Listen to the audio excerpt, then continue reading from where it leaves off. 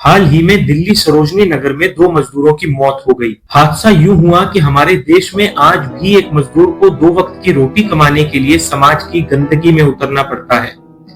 Sewer man whole में पहले एक मजदूर उतरा, उसके फंसने के बाद दूसरा और फिर तीसरा।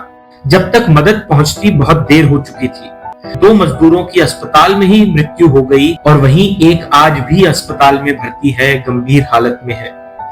2017 से 2022 के बीच सरकारी आंकड़ों की माने तो 300 मजदूरों की सीवर में उतरने के कारण जान चली गई, और ये तो सरकारी आंकड़ा है।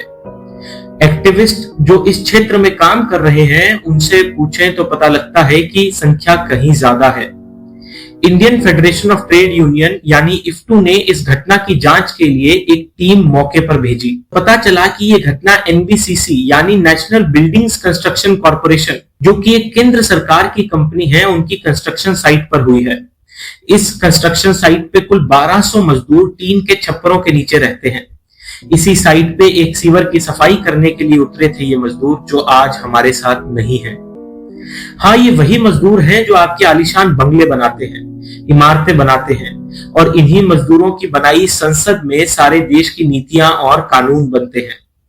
2 अक्टूबर 2014 को प्रधानमंत्री ने कहा था, महात्मा गांधी के 150वें दिवस पर एक स्वच्छ भारत ही सच्ची श्रद्धांजलि होगी गांधी को। मगर स्वच्छ भारत के पूरे अभियान से, उसकी पूरी बातचीत से एक समुदाय को बाहर रखा गया, और वो था सफाई कर्मचारियों का समुदाय।